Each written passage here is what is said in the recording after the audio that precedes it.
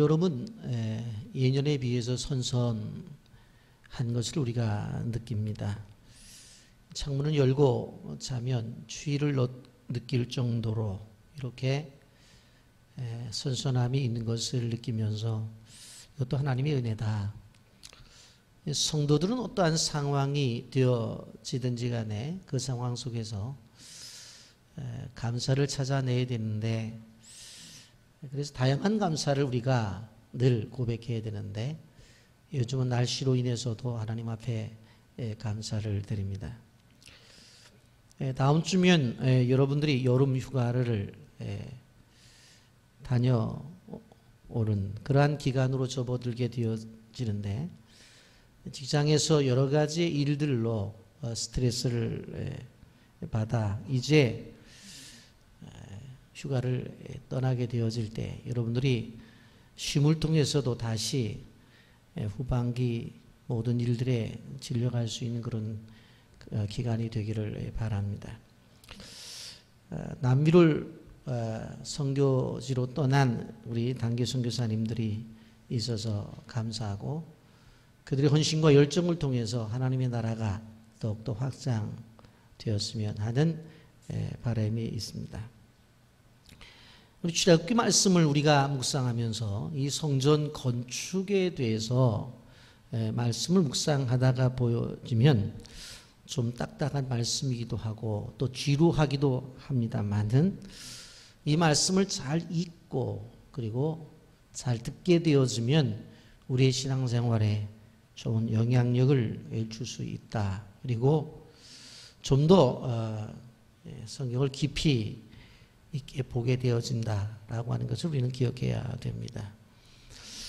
오늘 성막을 지음에 있어서 하나님께서 한 인물을 지적해서 그 사람을 통해서 성막이 지어지는 것에 대해서 말씀하고 있는데, 그 사람의 이름이 누군가 하면 부살렐이라고 하는 사람입니다.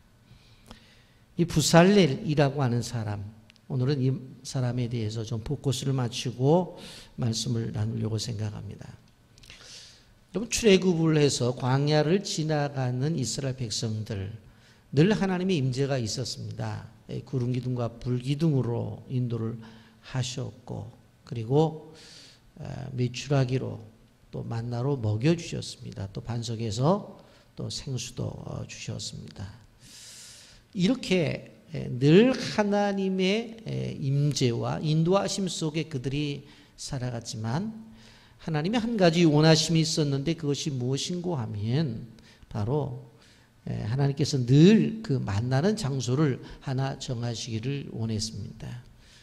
그래서 그들이 늘 이사를 다녀야 되는 그러한 상황이기 때문에 바로 천막으로 만들었는데, 그래서 이름을 장막이라고 말을 했고, 그곳에서 하나님이 늘 만나기를 원했기 때문에 만날 회자를 써서 회막이라고도 명칭을 했습니다. 그리고 그 장소를 거룩한 장소라고 그렇게 생각해서 성소라고도 했습니다. 그래서 사실 장막이라는 말과 회막이라는 말과 이 성막이라는 말은 다른 것을 말하는 것이 아니라 동일한 바로 그러한 장소를 이야기한다고 보시면 됩니다. 이렇게 성막을 만들고서 그 성막을 관리하는 책임자를 둔 사람이 누구냐? 바로 우리가 지난번에 우리가 말씀을 통해 들었던 바로 아론이라고 하는 사람을 두어서 전체적인 것을 관리하도록 했던 것입니다. 그런데 그 안에 보게 되어지면 우리가 쭉 말씀을 통해 들었습니다마는, 문을 열고 들어가면 물두멍이 있고 번제단이 있고 물두멍이 있고, 또 문을 열고 들어가게 되어지면 오른쪽에 떡상과 왼쪽에 등대와 그다음에 분향단이 있고, 그리고 1년에 한 번 대제사장이 들어가는 또 문을 열고 들어가면 지성소가 있는데 거기에 바로 언약궤가 있다. 그렇게 말씀을 드렸습니다. 이러한 것들을 이제 만드는 일들에 있어서 하나님께서 누구를 사용했느냐라고 하는 것입니다. 이 중요한 건데, 이런 것들을 만드는 일들에 있어서 하나님이 부살렐이라고 하는 사람을 선택해서 그 사람을 통해서 이 성막에 있는 많은 기구들을 만드는데 바로 그가 주관을 하도록 했다라고 하는 것을 우리는 기억해야 됩니다. 그렇다고 한다면은 이 성막을 만들면서 하나님께서 아주 세밀하게 말씀을 하셨는데 왜 세밀하게 말씀을 하셨는가 하면 첫 번째로 그것은 하나님께서 이 지상에 임하실 때에 임하시는 장소이기 때문에 세밀하게 말씀을 하셨습니다. 거룩된, 구별된 장소예요. 그렇기 때문에 하나님이 세밀하게 말씀을 하셨어요. 여러분, 외국의 대통령이나 총리들이 오게 되어지면 우리나라 어디서 그들을 영접하느냐면 영빈관이라는 곳에서 영접을 해요. 아무 데서나 하는 게 아니에요. 마찬가지로 하나님이 임재하실 때에 이스라엘 백성들이 만날 장소로서 이 거룩한 장소로 이 성막을 하나님이 주셨습니다. 또 한 가지는 뭐냐면 성막 하나하나 자체에 다 의미가 부여되어져 있는데 그 의미는 무엇이냐면은 예수님을 상징적으로 표현하고 있는 거예요. 그렇기 때문에 실질적으로 성막의 모든 기구들 하나하나 그 자체에 의미가 있다. 앞으로 오실 메시아에 대한 예표이다. 그래서 이 성막 하나하나 모든 기구가 중요하다고 하는 것을 우리는 기억해야 되는 것입니다. 그런데 이러한 중요한 성막을 짓게 되어질 때에 어떻게 지어야 될 것인가 하나님이 생각하시면서 한 사람을 지명했는데 그 사람이 부살렐이라고 하는 사람이라고 하는 것입니다. 여러분, 하나님께서 하나님의 나라를 세워가심에 있어서 어떤 일을 진행하실 때 방법이 있어요. 그건 뭐냐면 첫째는 택하시고 두 번째로 부르시고 그리고 그분을 세워나가셔요. 하나님께서 택하신 다음에 택한 상태로 놔두는 것이 아니라 그 사람을 불러요. 그리고는 세우셔요. 이거를 단 두 마디로 얘기한다면은 사명을 주셔요. 그리고는 그 사명을 감당할 능력을 주시는 거예요. 따라서 하십시오. 사명을 주시고 능력을 주신다. 하나님께서 우리에게 사명을 주셨어요. 너는 교회 안에서 찬양단을 해라. 아니면 교사를 해라. 어떠한 사명을 주셨어요. 그러면 이 사명을 감당하기 위한 무엇도 함께 주셔요? 능력도 함께 주시는 거예요. 여러분, 이것을 늘 기억하면서 우리가 하나님 앞에서 사역을 감당해야 된다고 하는 것입니다. 이런 부살렐을 생각하면서 우리는 먼저 그의 할아버지인 훌이라고 하는 존재를 좀 생각해 보고 넘어오려고 합니다. 여러분 1절 2절 말씀에 보면 여호와께서 모세에게 말씀하여 이르시되 내가 유다 지파 훌의 손자여 우리의 아들인 부살렐을 지명하여 부르고 그랬어요. 이 2절 한 절에 3대가 나와요. 내가 유다 지파 훌 그리고 아들인 우리 그리고 손자인 부살렐이라고 하는 3대가 나오는 것을 볼 수가 있습니다. 부살렐은 자기가 내가 성막을 짓겠다 그래서 자원한 사람이 아니에요. 그리고 그 시대에 백부장과 천부장 그 다음에 50부장, 10부장을 세웠던 모세가 지명한 것도 아니에요. 오늘 성경에 보면 여호와께서 모세에게 말씀하여 이르시되 내가 유다 지파 훌의 손자의 우리의 아들인 부살렐을 지명하여 부르고 그랬어요. 누가? 하나님이. 하나님께서 지명하여 불렀다라고 그렇게 말씀을 해요. 여러분 우리가 생각해 볼 때 그런 생각을 가질 수 있어요. 야, 그 시대에 누가 중요한 인물이냐? 제사장이 탁월한 사람이야. 아니 말씀을 전하는 선지자가 탁월한 하나님의 부르심 받은 사람들이야. 그런데 오늘 성경을 보니까 제사장이나 선지자뿐만 아니라 성막을 짓는 요즘 말로 말하면 목수 일을 하고 있는 건축 일을 하고 있는 사람도 하나님이 지명하여 불렀다라고 그렇게 말씀하고 있는 것을 보게 되어집니다. 여러분 우리는 기억해야 될 것이 무엇인가 하면 하나님이 나를 향한 거룩한 부르심이라고 그렇게 말을 할 때에 바로 제사장만 거룩한 부르심이고 선지자만 거룩한 부르심이 아니라고 하는 거예요. 성막을 짓는데 건축일을 하는 이분도 부살렐도 하나님의 거룩한 부르심이라고 하는 것입니다. 그런데 이 부살렐이라고 하는 사람이 아버지가 누구냐? 우리라고 그랬어요. 우리나라 단어에도 우리라는 걸 얘기하잖아요. 근데 우리인데 이 우리라고 하는 단어의 뜻을 보니까 바로 불꽃 아니면 열정 그런 뜻을 갖고 있어요. 그러니까 이 부살렐의 아버지는 어떤 사람이었느냐? 열정 있는 사람이었어요. 무슨 일을 하게 되어지면 그냥 열정을 가지고 하는 사람이었고 무슨 일을 하든지 간에 불꽃이 튈 정도로 그렇게 아주 일을 열심히 했던 분이었던 것을 볼 수가 있습니다. 그런데 그렇구나. 그런 아버지의 아들이니까 이런 일을 할 수 있었겠구나. 그런 생각을 합니다만은 그런데 우리는 그보다 더 깊게 봐야 될 것이 뭐냐면 바로 그의 할아버지입니다. 할아버지가 누구냐? 훌이라고 하는 분입니다. 그 할아버지 훌이 도대체 누군가? 여러분 출애굽기 27장 12절에 보면 훌에 대해서 나와요. 모세의 발이 피곤함에 그들이 돌을 가져다가 모세의 아래에 놓아 그가 그 위에 앉게 하고 아론과 훌이 한 사람은 이쪽에서 한 사람은 저쪽에서 모세의 손을 붙들어 올려더니 그 손이 해가 지도록 내려오지 아니한지라 그랬어. 무슨 얘기죠? 출애굽기 17장에 이스라엘 민족이 마라와 엘림을 거쳐서 르비딤에 이르렀을 때 심한 갈증으로 불평을 하게 되어져요. 근데 하나님께서 모세에게 지팡이를 가지고 반석을 치라고 해서 반석을 딱 쳤더니 생수가 나온 거예요. 그걸 마시는 그러한 상황 속에서 어떤 일이 벌어져요? 아말렉 군대가 쳐들어오는 거예요.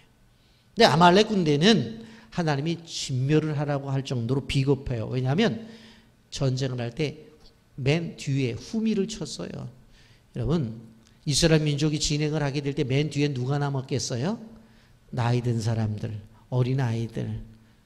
지나가면서 힘든 사람들이 뒤에 쳐졌을 거 아니에요? 그런 사람들을 공격한 거예요. 여러분 이러한 상황 속에서 이 아말렉과의 전쟁 속에서 우리가 잘하는 바로 전쟁을 우리는 훌이 어떤 역할을 했는지 볼 수가 있어요. 모세가 손을 먼저 올렸어요. 여호수아가 나가 싸우면 이긴단 말이에요. 그런데 팔이 아프잖아요. 내리니까 이스라엘 사람들이 지는 거예요. 거기에서 아론과 훌이 나타나서 아론이 모세의 한쪽 팔을 올리고 그리고 훌이 한쪽 팔을 올려서 받들었어요. 이렇게. 그러니까 모세는 자기의 의지로서는 너무 힘들어서 내려올 수밖에 없는데 아론이 받들고 훌이 받들어 가지고 손이 내리지 아니하므로 그 전쟁에서 승리를 하게 되어져요. 그런데 아론과 훌이 훌륭한 일을 했잖아요. 그런데 아론은 복을 받았어요. 아론은 어떤 역할을 했습니까? 바로 모세가 제가 말을 못합니다. 그랬더니 하나님께서 아론 내 형 말을 잘하니까 내 형이 내가 대신해서 말을 할 것이다. 그래서 사실은 이 아론은 바로 이 모세를 대신한 스피커였어요. 그래서 말을 했단 말이에요. 그리고 나중에 야 제사장 되라. 그래 제사장이 되었고 그의 자손들을 다 제사장으로 만들어 주었잖아요. 그러니까 실질적으로 아론은 큰 복을 받았단 말이에요. 그런데 똑같이 손을 받쳐 들고 있었던 훌은 도대체 복을 어디서 받았나? 아무리 찾아봐도 없는 것 같은데 오늘 본문에 이게 나오는 거예요. 어떤 복을 받은 거예요? 훌이 아들을 낳았는데 누구예요? 우리라는 아들을 낳았어요. 근데 우리는 열정, 불꽃 이런 뜻을 갖고 있지만 크게 성경에 드러나질 않아요. 그런데 정작 그의 손주에게서 어떤 역사가 나타나요? 성막을 책임지는 자로 세워지는 것을 볼 수가 있습니다. 여러분 여기에서 훌이 받은 복이 나타나는 것입니다. 훌은 중보기도자예요. 다음 주에 제가 말씀을 중보기도에 대해서 드릴 것입니다만은 여러분 그렇게 모세가 힘들 때에 함께 기도에 동참함으로 말미암아 이스라엘 민족을 승리로 이끌었던 사람이 누에 훌이에요. 근데 그의 손주 때에 와서 복을 받잖아요. 여러분 많은 사람들이 복을 받았다고 말을 하게 되어질 때 여러 가지 복을 말하지만 그 가운데서 자녀를 통해서 받는 복을 대단히 큰 복으로 생각하고 있는 것을 볼 수가 있습니다. 여러분 그런데 훌은 손주 때에 와서 복을 받았다고 하는 거예요. 하나님께서 어느 날 부살렐에게 와서 너 성막을 짓는 일을 책임져라고 했을 때에 부살렐이 거절했을까요? 아니에요. 감사하면서 그 일에 동참했던 것입니다. 여러분 우리는 꼭 기억해야 될 게 뭔가 하면 많은 사람들이 복을 받았다고 이야기하게 되어질 때에 하나님으로부터 받은 것에 대한 복을 이야기해요.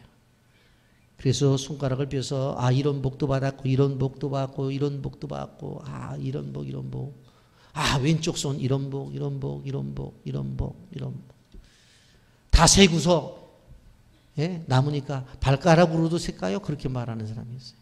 그런데 그리스도인의 진정한 복은 하나님께서 내게 주신 복들을 세는 것도 중요하지만 하나님이 나에게 주신 것들을 얼마나 많은 사람들에게 베풀고 나누었느냐, 그것이 그리스도인의 진정한 복이에요. 그래서 그리스도인의 진정한 복은 하나님께로부터 무엇이든지 간에 내가 받아내야 되겠다, 이거 주세요 이거 주세요 이거 주세요 라고 해서 받는 것도 복이지만 그리스도인의 진정한 복은 내가 하는 헌신, 내가 하나님의 나라를 위해서 드리는 것들, 내가 하나님의 나라를 위해서 나 자신을 내놓는 것, 이것이 진정한 복이라고 우리는 생각을 해야 된다고 하는 것입니다. 그러니 부살렐이 바로 그 당시에 성막을 짓는 헌신자로 세움을 입었으니 얼마나 크나큰 복을 받았느냐라고 하는 것입니다. 여러분 우리가 기억해야 될 것은 바로 하나님께서 나에게 주시는 복도 중요하지만 자손들이 받는 복에 대한 기대와 생각과 관심을 가져야 된다라고 하는 것입니다. 여러분 히브리서 11장 6절에 보면 믿음이 없이는 하나님을 기쁘시게 하지 못하나니 하나님께 나아가는 자는 반드시 그가 계신 것과 또한 그가 자기를 찾는 자들에게 상 주시는 이심을 믿어야 할지니라.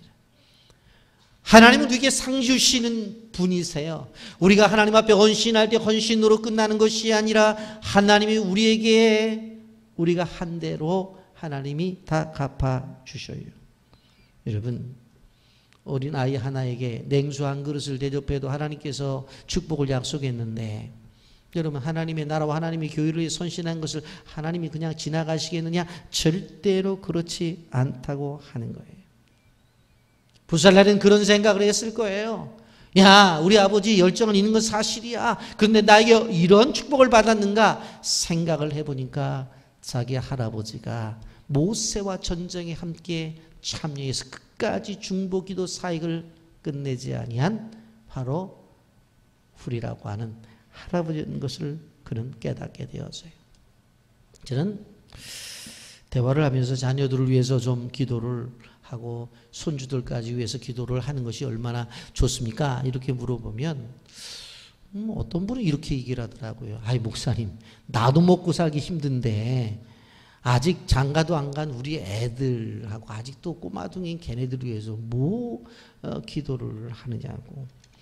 여러분 제가 참 답답하다는 생각이 들어요. 절대로 그런 거 아니에요.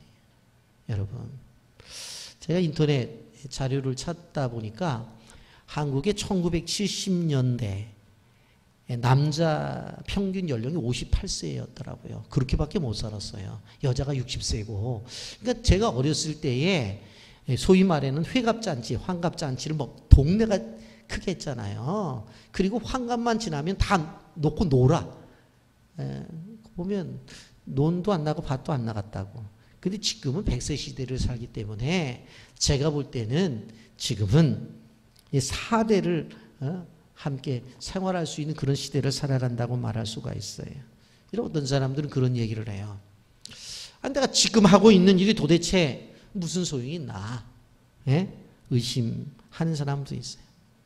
내가 여태까지 하나님 나라를 위해서 일했는데 이것이 뭐 지금까지 헛수고 아니냐? 뭐 나타난 게 없어. 계속 어렵기만 해. 여러분 고린도전서 15장 58절에 이렇게 말합니다. 그러므로 내 사랑하는 형제들아 견실하며 흔들리지 말고 항상 주일에 더욱 힘쓰는 자들이 되라. 이는 너희 수고가 주 안에서 헛되지 않은 줄 알미라. 그랬어. 이는 너의 수고가 주 안에서 헛되지 않는다. 결국 내 세대에 받을 수도 있지만 그렇지 않았을 때는 자녀 세대, 더 나아가서는 어느 세대? 손주 세대까지도 하나님이 복을 주신다. 아멘입니까? 여러분 기억하셔야 돼요. 사도 바울이 사역을 하다가 한 젊은 청년을 보게 됐는데 디모데라고 하는 청년을 봐요. 야, 젊은데 믿음이 너무 좋은 거예요. 그래서 그 디모데를 유심히 봤어요. 저 도대체 어디서 저렇게 배웠나? 요즘 말로 말하면 어느 신학교 출신인가? 봤더니 그는 신학교를 나온 게 아니에요. 봤더니 그의 어머니가 유니게라고 하는 사람이에요. 어머니가 철저한 신앙교육을 시킨 거예요. 그리고 좀 더 자세히 보니까 외할머니 로이스가 그 손주를 위해서 기도하고 신앙교육을 시킨 거예요. 야, 바로 가정신학교, 집안에서 인물을 하나 만들어낸 거예요. 로이스가 손주를 위해서 끊임없이 기도하고 성경을 가르쳤고 손주를 위해서 정말로 무릎을 꿇은 결과로 그 어머니 유니게가 한 결과로 디모데가 나온 거예요. 저도 저희 동생도 목사잖아요. 아들 둘인데 목사인데 저희 집안을 생각해 보면 저희도 외가로 오랜 신앙생활을 했어요. 그러니까 저로서 우리 자녀까지 한다면 한 외가로는 한 5대 정도 되는 것 같아요. 기독교가 처음 들어올 때부터 예수를 믿었다고 하니까 그러니까 결국 신앙이 자녀들에게 계속 이어지고 열매를 맺는다고 하는 것을 볼 수가 있습니다. 여러분 우리 인천 지역에 대표적으로 가장 큰 교회라고 한다면은 주한장로 교회를 이야기할 수가 있습니다. 제가 들어오면서 1층에 보니까 그 옷수리점에 주일은 쉽니다 그래가지고는 믿음이 있는 분이구나. 그래서 제가 어제 옷을 고치러 갔어요. 가서 주면서 어느 교회 나가세요? 그랬더니 주한장로교회를 나간다고 그러더라고요. 그래서 고쳐서 왔습니다만은 그분이 그래, 아유 목사님 건데 그냥 해드려야 되는데 그래서 아닙니다. 목사 거는 더 많이 받으셔도 됩니다. 탈이 없습니다. 그리고 제가 고쳐서 왔습니다만은 그 교회의 현재 담임 목사님이 주승용이라고 하는 분이에요. 그런데 이 주승용 목사님의 할아버지가 그 유명한 순교자 주기철 목사님이에요.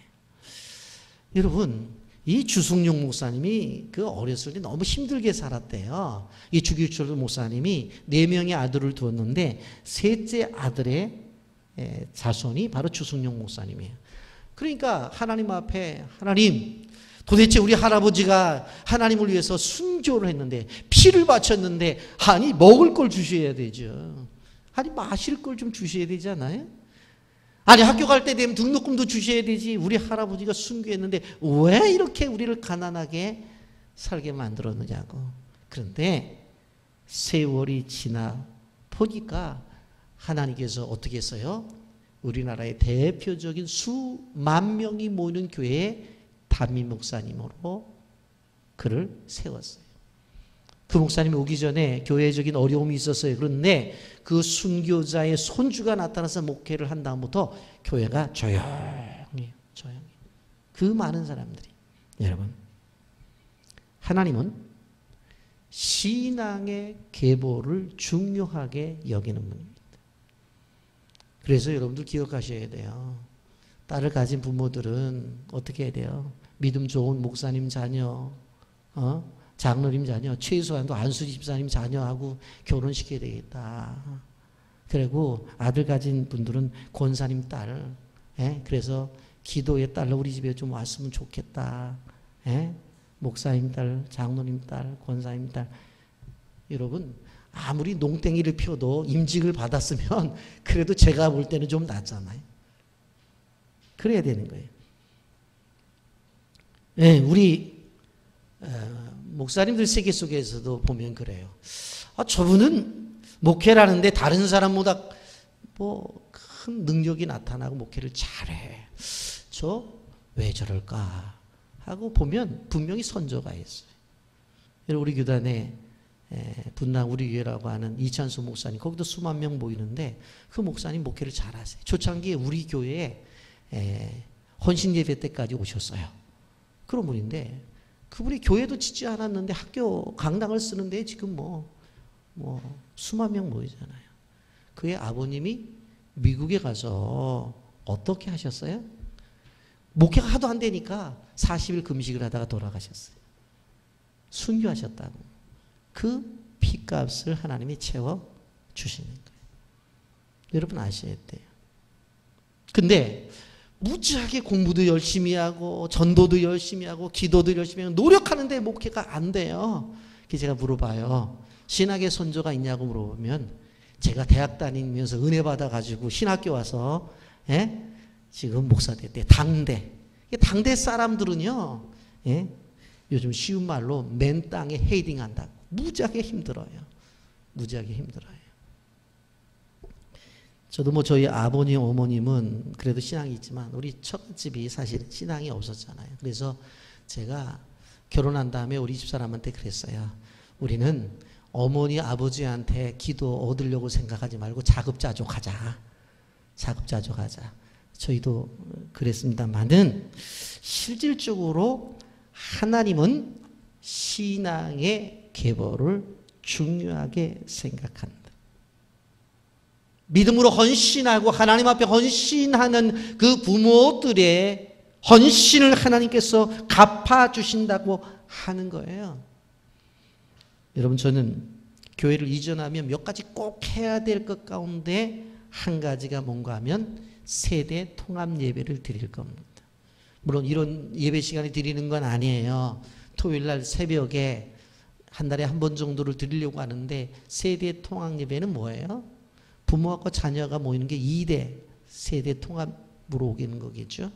손주까지 데리고 나오면 3대죠. 요즘은 4대까지 아주 볼 수 있다고 그래요. 결혼하게 되면. 그러니까 그 예배 시간에는 아이들을 데리고 오는 사람만 들어오는 거지, 저 입구에서 안내위원이 누구든지 아들이든 며느리든지 아니면 손주든지 데리고 와야 되지, 안 데리고 들어오면 자격상실이에요. 자격상실. 세대 통합 예배를 드리려고 합니다. 그럼 제가 들었는데 인천 모교회는 가족 찬양을 하면 50명이 나온대. 우르르 장로님 가정인데. 시집가도 어디 가지 말고 우리 교회 나와라. 장가가도 우리 교회 나와라. 아들, 손자, 며느리 다 모여서 찬송을 부르는. 얼마나 아름다워요. 얼마나 아름다워요. 여러분, 75세 아브라함을 부를 때도 어떻게 했어요? 자손에게 복을 주신다고 했잖아요. 그랬더니 아브라함, 이삭, 야곱 줄줄이 복을 받잖아요. 자손이 복을 받는 것은 성경적인 거예요. 근데 여기서 이러한 부살레를 선택하신 다음에 하나님이 하신 것이 있어요. 그것이 무엇인가 하면 바로 오늘 3절 말씀입니다. 하나님의 영을 그에게 충만하게 하여 지혜와 총명과 지식과 여러 가지 재주로, 그렇게 말씀하고 있어요. 부르신 다음에 하나님이 그대로 놔둔 것이 아니라 바로 부살렐에게 무엇을 주셨어요? 하나님의 영, 성령을 충만하게 하셨다라고 하는 것입니다. 그런데 이 3절 말씀을 우리가 주의 깊게 봐야 돼요. 왜냐하면 이사야 선지자를 통해서 하나님께서 앞으로 오실 메시아에 대해서 얘기를 했잖아요. 그런데 그 메시아에 대한 예언이 이사야 11장 2절인데 이렇게 예언합니다. 그의 위에 여호와의 영 곧 지혜와 총명의 영이요 모략과 재능의 영이요 지식과 여호와를 경외하는 영이 강림하시니 그랬어요. 앞으로 올 메시아를 하나님께서 이러한 영으로 임하게 하시겠다 그랬는데 보니까 소위 말해서 부살렐이 가지고 있는 속성과 메시아가 가지고 있는 속성이 다르지 않고 같아요. 그러니까 부살렐은 예수님이 가지고 있었던 속성을 가지고 있었다라고 하는 것입니다. 여러분 그런데 성막을 짓는 것은 누가 지시를 받아요? 히브리서 8장 5절에 보면 그들이 섬기는 것은 하늘에 있는 것의 모형과 그림자라 모세가 장막을 지으려 할 때 지시하심을 얻은 것 같으니 이르시되 산과 모든 것을 산에서 내게 보이던 본을 따라 지으려 하셨느니라. 산에서 내게 보이던 본을 따라 지었어요. 그러니까 시내산에서 이렇게 지어라 라고 하는 본을 따라서 모세가 지시를 하는데 그 지시를 누가 들어요? 부살렐이 들어요. 들어서 그대로 짓는 거예요. 그대로 지어요. 그대로 짓는데 그 부살렐이 가지고 있는 속성이 보았더니 오실 메시아 예수님의 속성과 같았다고 하는 거예요. 왜 이랬을까? 여러분 성막은 제가 설교 시작하면서 말씀을 드렸지만 하나하나가 무엇과 연결이 되어 있어요? 예수님과 연결이 되어 있어요. 번제단은 번제단대로 바로 물두멍은 물두멍대로 떡상은 떡상대로 등잔은 등잔대로 분향단은 분향단대로 아니 언약궤는 언약궤대로 중요한 모든 것들이 누구와? 예수님과 연계가 되어져 있어요. 그분을 상징하는 거예요. 그러니 이렇게 하지 않고는 성막을 제대로 지을 수가 없는 거죠. 그런데 여기서 중요한 한 가지를 깨달을 수 있어요. 3절의 말씀 보면 하나님의 영을 그에게 충만하게 하여 그랬어요. 충만하게 하여. 근데 여기 충만이라고 하는 말이 히브리어로 바말레라는 말이에요. 바말레. 따라서 하세요. 바말레. 충만하게 한다고 하는 것은 채운다, 가득하게 한다, 넘치게 한다는 뜻이 있는데 이 본문을 보면서 우리는 뭐라고 해석을 해야 되냐? 더 중요한 해석이 있어요. 완성하다라는 뜻이 있어요. 따라서 하십시오. 완성하다. 하나님께서 부살렐에게 성령을 충만하게 주셨다고 하는 것은 무엇을 의미하는가 하면 성막을 완성하도록 하셨다라고 하는 것입니다. 여러분 우리가 기억해야 돼요. 성령님은 완성하게 하는 영이셔요. 여러분 공부하는 학생들이 기억해야 돼요. 공부하는 일들에 있어서 완성한다는 것은 무엇일까요? 그 아이가 가지고 있는 모든 지식과 그 지혜를 총동원해서 온전한 성적이 나오는 것이죠. 그 완성을 누가 해요? 성령님이 하신다는 거예요. 가장들의 사업도 마찬가지예요. 누가 완성하세요? 하나님이 하신다고 하는 거예요. 성막의 완성도 하나님이 하셔요. 우리 교회 건축의 완성도 하나님이 하셔요. 성령님이 하신다고. 이런 꼭 기억하시길 바랍니다. 그래서 부살렐에게 성령이 충만하게 하셨다고 하는 이 말은 성령님이 부살렐을 통해서 바로 성막을 완성하시겠다고 하는 의지를 가지고 하나님의 영이 나타나신 거라고 하는 거예요. 여러분 부살렐에게 나타난 하나님의 영이 바로 네 가지로 이야기가 되어지죠. 여기 보면 지혜, 총명, 지식, 여러 가지 재주 네 가지만 좀 생각해 보려고 그래요. 지혜, 히브리어로 호크마라고 하는 바로 헬라 말로 사용하고 있습니다. 지혜, 호크마. 여러분 개미들이 자기 집을 지을 때에 개미가 얼마나 작아요. 그런데 자기 본집을 지을 때는 1000배나 큰 집을 짓는데 그 집이 얼마나 단단한가 하면 시멘트보다 더 단단하다는 거예요. 망치로 깨져도 잘 안 깨진다는 거예요. 왜? 그들에게 준 지혜를 가지고 그렇게 짓는 거예요. 여러분 하나님의 집을 짓는데 이런 지혜가 세상의 집을 짓는데도 필요하고 짐승들 곤충이 집을 짓는데도 이러한 지혜가 필요한데 하나님의 집을 짓는데 가만두셨겠느냐고. 초대교회 7 집사를 뽑을 때도 마찬가지예요. 사도행전 6장 3절 4절에 보면 형제들아 너희 가운데 성령과 지혜가 충만하여 칭찬받는 사람 7을 택하라. 우리가 이 일을 그들에게 맡기고 우리는 오로지 기도하는 일과 말씀 사역에 힘쓰리라 그랬어요. 성령과 지혜가 충만하여. 성령과 지혜가 충만하여. 두 번째, 총명이라는 말입니다. 이런 총명은 히브리어로 타분이라고 하는 단어를 쓰고 있는데 이해력, 통찰력, 분별력 그런 뜻을 가지고 있습니다. 이런 부살렐의 이름의 의미가 하나님의 그림자라는 뜻을 갖고 있어요.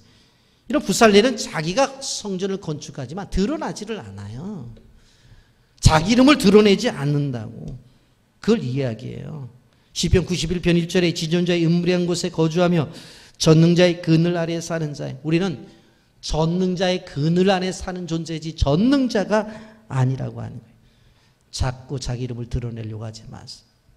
세 번째, 지식입니다. 나드라는 단어를 쓰고 있는데 하나님을 아는 거예요. 여기에서 말하는 지식은 학교에서 배우는 지식을 이야기하는 것이 아니에요. 영적인 지식이에요. 가방끈이 길다고 해서 영적인 지식을 안다고 하는 것은 그렇게 볼 수가 없어요. 학교를 졸업하지 못해도 영적 지식을 아는 사람들이 있어요.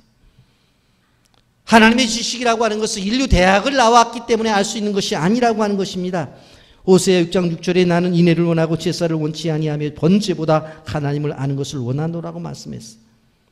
네 번째로 제주, 소위 은사라고 하는 것입니다. 이 제주, 은사는 메라카라는 단어를 쓰고 있는데 은사, 솜씨, 일, 업무라는 그러한 의미가 있습니다.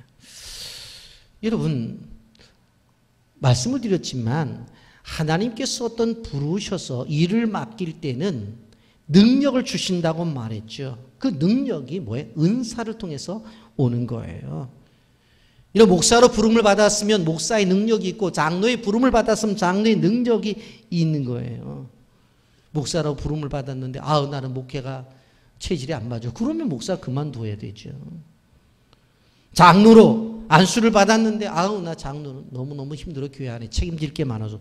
그러면 그건 바람직한 게 아니에요. 부살렐은 설교자가 아니기 때문에 설교 은사를 받은 사람은 아니에요. 성경에 그가 성경에 능통했다 그런 말은 없어요. 부살렐은 오늘날로 말하자면 건축일을 하던 사람이에요. 그 일을 잘 감당했어요. 두 번째, 하나님의 은사는 각 사람에게 주시되 모든 사람들에게 각기 주신다는 거예요. 은사를 못 받는 사람은 없어요. 은사를 자기가 발견하지 못할 뿐이지. 그리고 은사가 다를 뿐이지. 부살렐의 은사와 앞으로 나타날 오홀리압의 은사는 달라요. 교회 지체들도 마찬가지 은사가 다른 거예요. 모세에 주신 은사와 아론의 은사가 다른 거예요. 여러분, 그러한 일들을 우리가 일을 하면서도 그러한 은사를 가지고 하나로 일을 해야 되는 거예요. 여러분, 교회 안에도 조직이 있는 것을 바라볼 수가 있습니다. 은사를 따라 조직이 되어져야 돼요. 인상이 좋은 사람은 어디로 가야 돼요? 안내위원으로 가야 되는 거예요. 노래를 잘 부르는 사람들은 어디로 가야 돼요? 찬양단으로 가야 되는 거예요. 돈을 잘 버는 사람들은 잘 벌어서 하나님 앞에 물질을 드려야 돼. 이것도 은사예요. 은사예요. 사업을 꾸려나가는 것도 은사이기 때문에 논리적으로 잘 가르치는 사람은 교회 학교 교사를 해야 되는 거예요. 은사를 따라 가야 되는 거예요. 그 다음 세 번째로 성령의 은사는 자기 개인의 유익을 위해서 하나님이 주신 것이 아니라 하나님 나라와 교회의 공통적 유익을 위해서 하나님이 주신 것이라고 하는 것을 인지해야 돼요. 이런 부살렐이 집 짓는 은사를 받았는데 자기 집 먼저 지었나요? 아니에요. 자기 먼저 지었다고 한다면 하나님이 기뻐하셨을까? 그렇지 않아요. 제일 먼저 하나님이 집을 지었던 것을 바라볼 수가 있습니다. 여러분, 은사는 하나님 나라 유익과 교회의 공통적인 유익을 위해서 해야 돼요. 미국 퓨리탄들이 바로 신앙을 찾아서 떠난 다음 아메리카 대륙을 방문한 다음 제일 먼저 그들이 한 것이 뭐예요? 교회를 지었고 그 다음에 학교를 지었고 세 번째 바로 집을 지었다고 하는 것은 우리 신앙인들이 중요하게 깨달아야 될 거예요. 그래서 순서가 있는 거예요. 여러분, 우리 영상자료 하나 보고 하나님 말씀 계속 하겠습니다. Her family training for this time to see if she can win an individual Olympic gold. She has worked very hard in the last 4 years to come to this spot to try and win that first gold medal individually.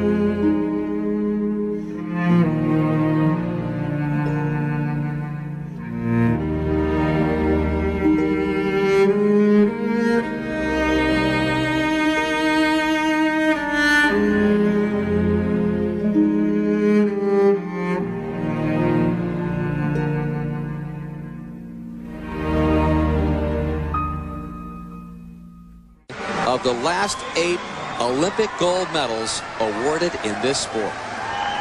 Well, who would have thunk it? Laura said all along that if she did that fourth round dive for above 7.5 or 8, a back 2.5 somersault with 1/2 twist, she has the high degree of difficulty. She equals the degree of difficulty of the 2 Chinese in this round at 3.0. Is it going to be good enough to get the gold medal?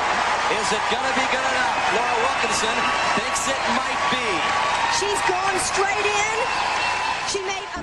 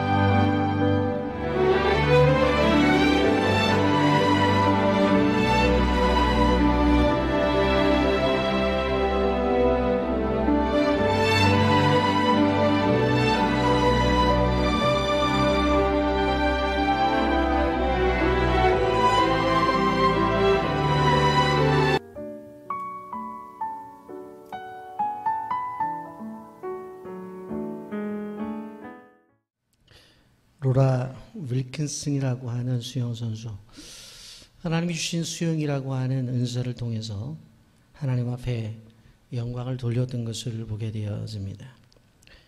여러분, 우리는 어떠한 하나님 앞에 은사를 받았든지 간에 그것을 가지고 하나님 앞에 영광을 돌려야 되는 거예요. 성막 제작자로 브라살렐이 부름을 받았을 때 하나님이 영이 충만하게 임하셨다. 그렇게 말씀하고 있습니다. 여러분, 사역자가 사역의 위임을 받는 것도 중요하지만 더욱더 중요한 것은 성령의 임재가 무엇보다도 중요합니다. 이런 목회자들이 대학에서 학문의 기본적인 소양을 공부하고 신학대학원에서 전문적인 신학을 연구하고 그리고 그 어렵다고 하는 강도사 고시와 목사 고시를 합격하여 목사의 직임을 받았다 하더라도 성령의 임재를 경험하지 못하면 그것은 진정한 목회자라고 말할 수 없다고 하는 것입니다. 여러분, 우리가 기억해야 될 것이 무엇인고 하면 저런 목회자들에게 말을 해요. 목회자는 졸업장을 가지고 하는 것이 아니에요. 목회자는 자격증을 가지고 하는 것이 아니에요. 목회는 성령의 임재 속에서 하나님이 주시는 은혜로 하는 것이 목회라고 하는 것이에요. 그래서 여러 성도님들이 저의 성령 충만을 위해서 기도하고 우리 부교육자들을 위해 성령 충만을 위해서 기도할 것은 교육자들의 성령이 충만해야 그 교회가 살아날 수 있다는 사실을 기억하셔야 됩니다. 여러분, 우리 교회가 건축을 마치고 이전하게 될 거예요. 지하 2층에 지상 7층에 모두 9층의 건물로 주일학교 전 부서가 양육을 받을 수 있는 비전홀이 있어요. 성도들이 함께 교제할 수 있는 사랑방이 있는 것이고 그리고 모든 성도들이 함께 식사할 수 있는 바로 만나홀도 있습니다. 아름다운 정원인 하늘공원도 있고 그리고 수많은 소그룹실과 콘서트까지 같이 할 수 있는 바로 예배실이 있어요. 이러한 좋은 예배당이 만들어졌다 할지라도 그 예배당에 성령의 임재가 나타나지 아니하면 밖에서 보면 하나의 창고일 뿐이에요.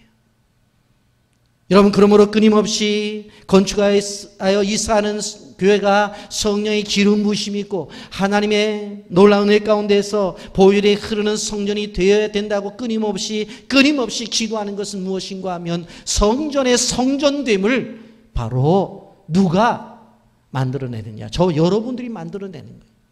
그런 건축업을 하는 사람이 잘 만들었다고 해서 잘 지었다고 해서 튼튼하게 지었다고 해서 저건 성전이구나. 그게 아니라는 거예요. 여러분, 또 한 가지 우리가 기억해야 될 것은 바로 협력하는 공동체입니다.